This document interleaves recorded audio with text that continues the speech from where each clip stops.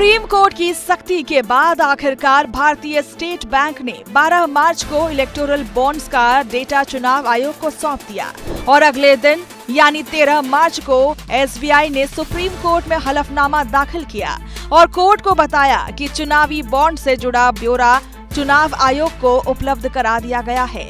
SBI के chairman Dinesh खारा की ओर से दाखिल एसबीआई के हलफनामे में कहा गया है कि एसबीआई ने सीलबंद लिफाफे में एक पेन ड्राइव और 2 पीडीएफ फाइल के जरिए सामग्री सौंपी है जो पासवर्ड से संरक्षित है। जिस इलेक्टोरल बॉन्ड का भुगतान किसी पार्टी को नहीं हो पाया है, उसकी रकम पीएम रिलीफ फंड में जमा कर दी गई है। एसबीआई के हलफनामे में बहुत सी जानकारियां भी सामने आई जो बताती है कि देश में कुल कितने इलेक्टोरल बॉन्ड खरीदे गए, कितनों को राजनीतिक पार्टियों ने भुनाया। हलफनामे में एसबीआई ने बताया कि देश के अंदर 1 अप्रैल 2019 के बाद से 15 अप्रैल 2024 तक 22,217 चुनावी बॉन्ड खरीदे गए, जिनमें से 22,030 चुनावी बॉन्ड ही राजनीतिक दलों ने कैश कराए, यानी 187 चुनावी बॉन्ड ऐसे थे कि जिनका चंदा किसी राजनीतिक दल को नहीं मिला। ऐसे में नियमों के मुताबिक इन 187 चुनावी बॉन्ड की राशि को प्रधानमंत्री राहत कोष में जमा कर दिया गया।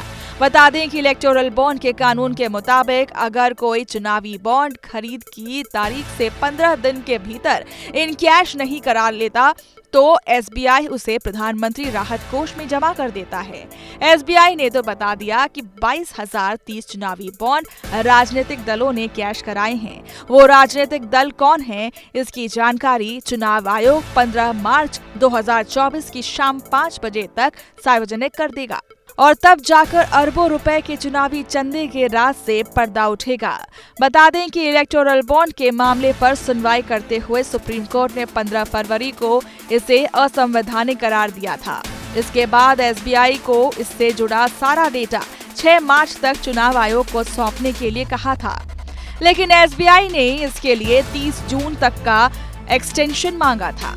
हालांकि सुप्रीम कोर्ट ने इस पर कड़ा रुख अपनाया है और एसबीआई की एक्सटेंशन याचिका पर 11 मार्च को सुनवाई की। इसके बाद सुप्रीम कोर्ट ने एसबीआई को 12 मार्च की शाम तक का वक्त दिया, जिसके अनुरूप अब एसबीआई ने सारा डेटा चुनाव आयोग को सौंप दिया।